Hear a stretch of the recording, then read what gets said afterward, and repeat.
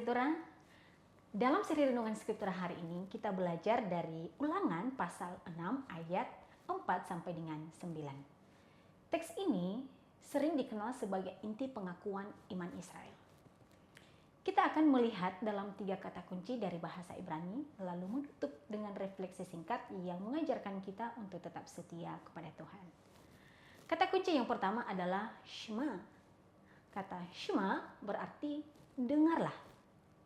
Namun dalam bahasa Ibrani, mendengar tidak berhenti pada aktivitas telinga. Shema juga mengandung arti memperhatikan, menerima, dan melakukan. Jadi ketika teks dibuka dengan dengarlah hai Israel, umat diajak untuk merespon secara aktif, bukan hanya mendengar secara pasif.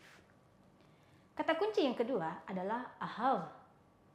Kata ahav berarti mengasihi. Kasih dalam teks ini bukan sekedar perasaan, tetapi keterikatan yang diwujudkan dalam kesetiaan. Mengasihi Tuhan berarti mengarahkan hidup kepadanya.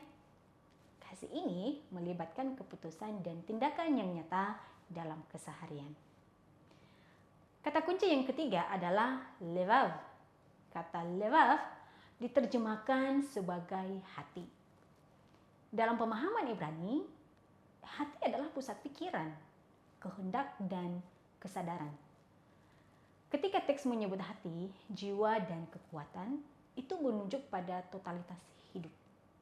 Tidak ada bagian hidup yang dikecualikan dari relasi dengan Tuhan. Pada kitab Ulangan pasal 6 ayat 4 sampai dengan 9, kita dapat merefleksikan bahwa relasi Tuhan kepada umatnya dimulai dari mendengar, yaitu Shema. Mendengar ini menuntut respon yang konkret. Setelah mendengar siapa Tuhan itu, umat diajak untuk mengasihi, yaitu ahav, dengan hidup yang sepenuhnya terarah kepadanya. Kasih kepada Tuhan tidak disimpan dalam ruang pribadi saja. Teks ini menegaskan bahwa firman Tuhan harus diulang-ulang, dibicarakan di rumah, dalam perjalanan, saat berbaring, dan saat bangun. Ini menunjukkan bahwa firman Tuhan menyatu dengan ritme hidup sehari-hari. Dengan melibatkan levav, hati yang utuh, teks ini menegaskan bahwa iman bukan sekedar ritual atau simbol.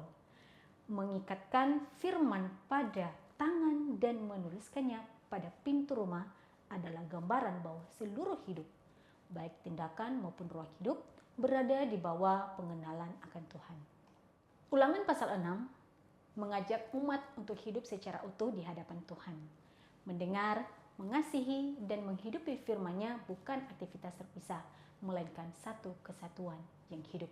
Terima kasih hari ini sudah belajar bersama. Soli Deo Gloria.